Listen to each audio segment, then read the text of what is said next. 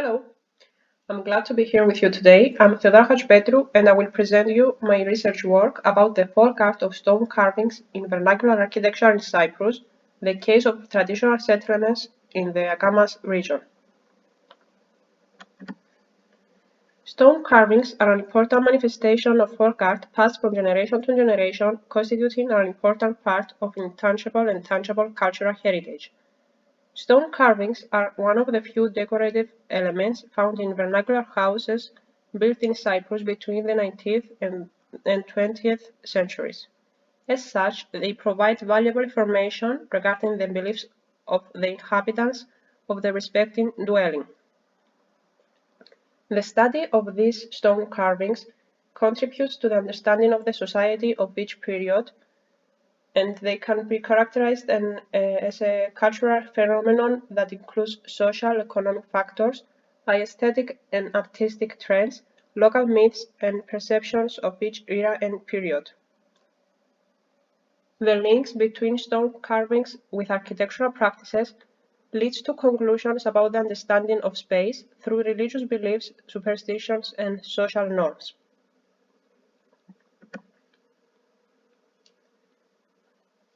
This traditional folk art was initially characterized by its symbolic elements, with the particular symbols used associating to the inhabitants' need for protection. However, later on, this art began to also serve aesthetic needs. The perceptions of each era defined the aesthetic and decorative thematologies. According to what they represent and what role they played, stone carvings can be divided into subcategories. These subcategories include amulets, apotropic, crust, decorative, mythological, fertility, national, and inscriptions.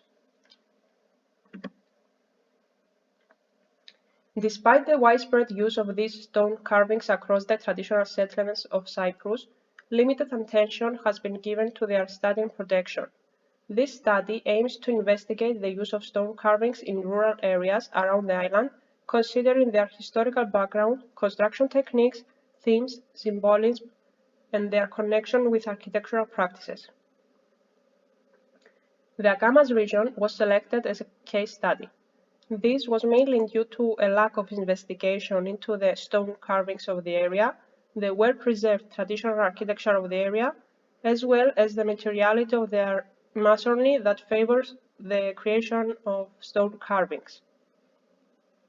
The research specifically focuses on field study and the recording of stone carvings in 9 traditional settlements of the Akamas region.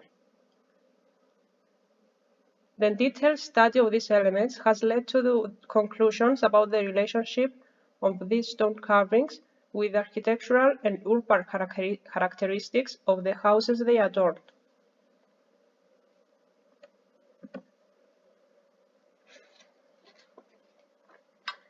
The research is mainly based on field studies which covered all the vernacular dwellings in each village and record the data related to the stone carvings. The recording and documentation of the material was carried out through the creation of data sheets as well as through photographing all stone carvings found and indicating the location of each stone carving on the cadastral map of each village. In each datasheet, various elements were inserted, including the location of the dwelling where the stone carving is found, as well as its position on the dwelling, the stone carving's type and specific details, the materiality of the different architectural elements of the dwelling, and the general architectural description of the dwelling. After collecting and categorizing the material from each village, conclusions were drawn about the correlation between the stone carvings and the architectural and urban features of the dwellings they belonged. Part of the research was the study of their symbolic content, and an attempt has been made to identify common practices as well as the reasons for the existence of these stone carvings on the specific dwellings of the rural area. The creation of summary data tables, which include the data gathered from all the traditional settlements under study, has helped to reach conclusions by categorizing the stone carvings per village and according to theme, chronology of construction, position, and the typology of the house to which they belonged. Finally, certain percentages have emerged from specific tables, which led to the obtaining of the final conclusions of the research.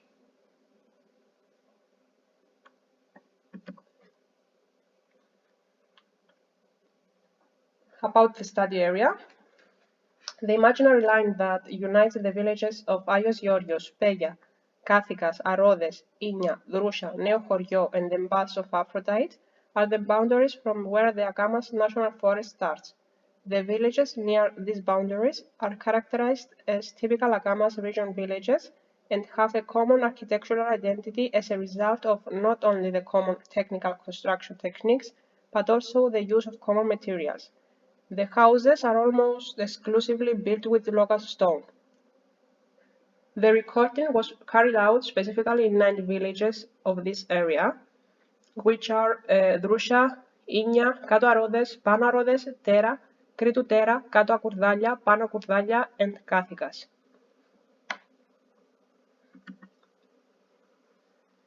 Of great interest in the study area is the existence of 3 cases of pairs of villages belonging to the same cluster but divided into 2 areas. Until 1974, these 2 areas were inhabited by people of different nationalities, either Greek Cypriots or Turkish Cypriots, and these villages have a common main name, but with a slight differentiation with the addition of the terms Pano, which means upper, and Kato, which means lower, depending on their location on the map. 2 such cases are the settlements of Akurdalia and Arodes. The villages of Tera and Kritu Tera can also be considered as a cluster.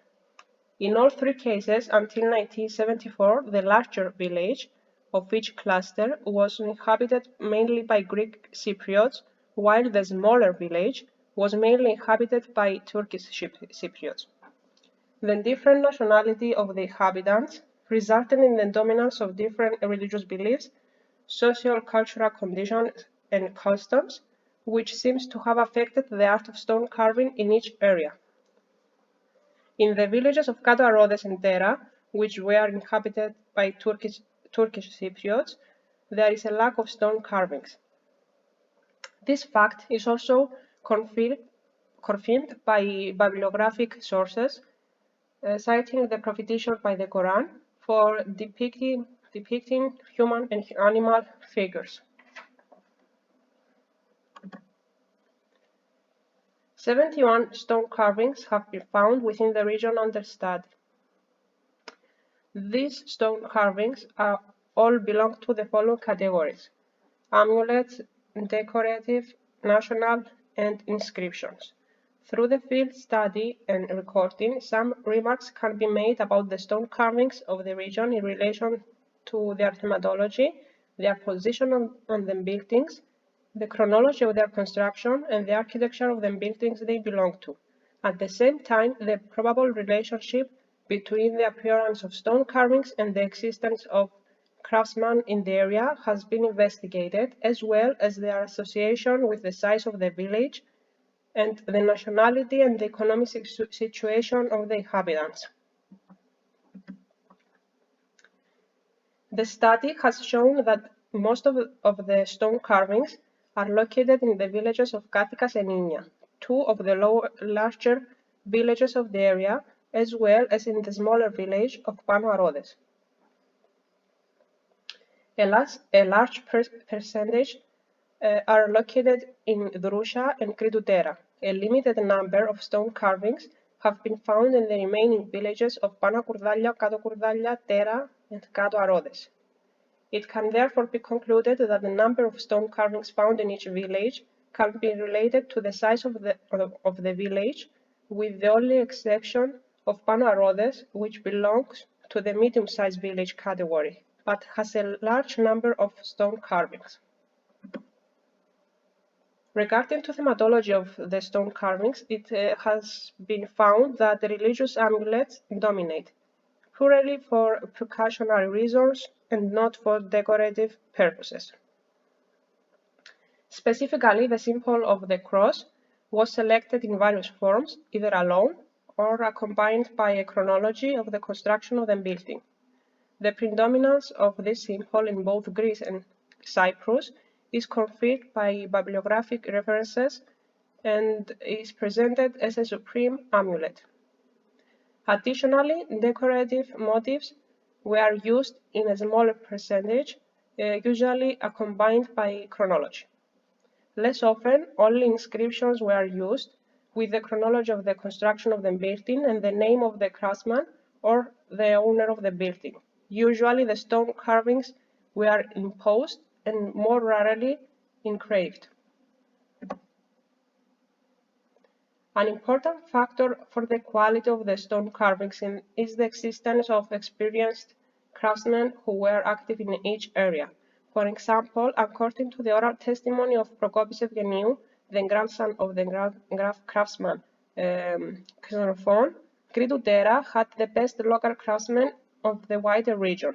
The village is one of the villages with a relatively large number of stone carvings. It is important to mention that the most impressive stone carving of the area can be found in this particular village, which covers the entire length of the arch lintel of the dwelling it adorns. According to the owners of the dwelling, the craftsman of this particular stone carving is their ancestor and the original owner of the dwelling, Xenophon.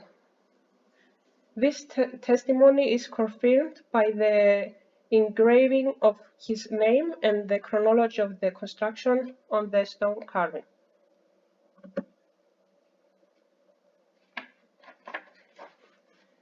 Stone carvings are usually inserted on the facades of the house so that they are visible to everyone. However, there are also cases in rural areas of stone carvings on the facades that look towards the inner courtyard as well as inside the houses. In Cyprus, doors of various shapes and sizes can be identified, with a correlation between the shape and size of each dwelling and the financial situation of the owner. The most common form of door openings is the rectangular opening, while arched openings can be also found mainly in richer dwellings. As a rule, rectangular openings are made of rubble stone, the same as the rest of the wall. In rich dwellings, mansions and churches, door frames are made exclusively of ashlar stones and include rich stone carved decoration. This gave prestige to the house and emphasized the entrance of the building. Nearly half of the stone carvings found in the region were placed over rectangular doors. However, in many cases, stone carvings have been found in doors with ashlar frames. Most of these doors are rectangular with a horizontal lintel, with a limited number having a lower arched shape. More rarely, stone carvings were placed over rectangular windows or within their frames. In a few cases, stone carvings were located in other parts of the facades away from the openings. The predominance of inserting stone carvings above the openings and the preferences of the amulets in terms of thematology proves the importance of protecting the entrance of the dwelling itself as well as its goods and inhabitants. The majority of stone carvings were created in the decades between 1900 to 1950. The oldest found through research belongs to 1860s. Through in situ research of the study area, the cessation of the use of stone carvings after 1950 has been verified. This coincides with a transition period of the island. when this local art was abandoned and new styles and materials were introduced. Some remarks have been also made regarding the architecture and specific characteristics of the buildings with stone carvings. Stone carvings have been found mostly in single-story buildings as well as in two-story buildings. Most of these dwellings follow an I-shaped floor plan, some are L-shaped dwellings, or have a solid irregular shape. However, stone carvings are not absent from dwellings with square and U-shaped floor plans. The occurrence of stone carvings mainly in I-shaped dwellings was expected, as most of the rural buildings built between 1900 to 1950 favored the single-banked elongated room type called maquinari or the double-banked room type called vicoro. Finally, through the field study and the detailed study of the archival material of the Department of Urban Planning and Housing, information has been obtained about the changes that were carried out to the buildings with stone carvings from the 1990s until today. In several cases, maintenance and restoration action are observed, but in other cases, the complete or partial collapse of buildings is recognized. Therefore, conclusions have been drawn about the way these buildings were treated by the respective owners. There are cases where the stone carvings are valued and preserved, even after the collapse of part of the building. However, there are cases where the owners of the building didn't consider the stone carving to be of importance and therefore didn't protect them, leading to their destruction. In other cases, they covered them with new construction during the maintenance of the building.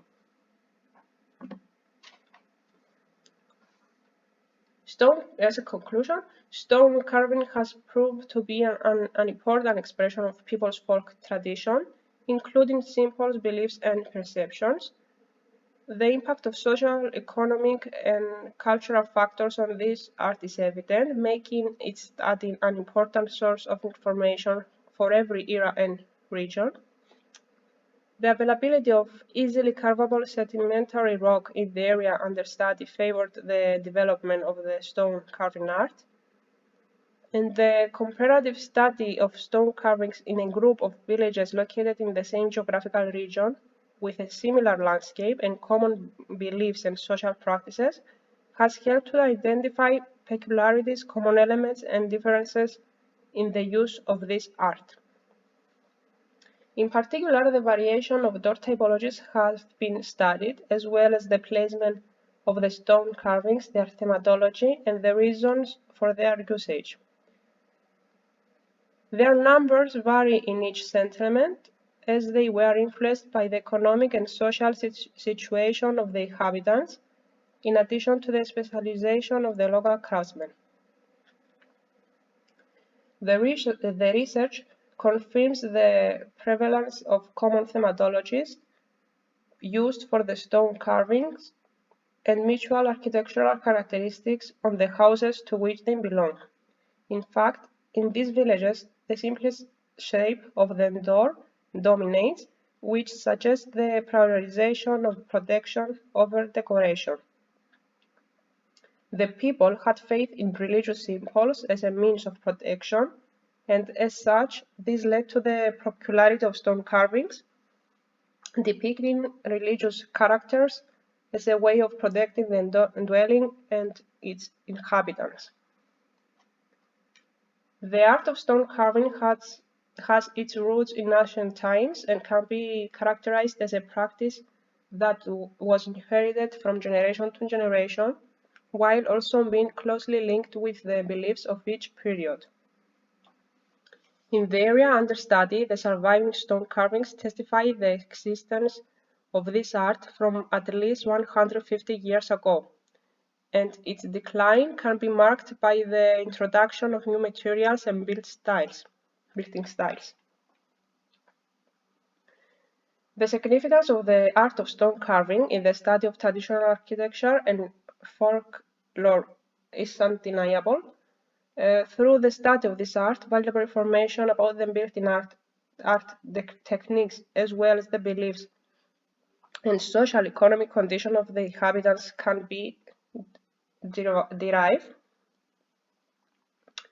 The study and recording of these elements is very important for future generations, as they are part of the tangible and intangible cultural heritage of a place. Thank you for your attention.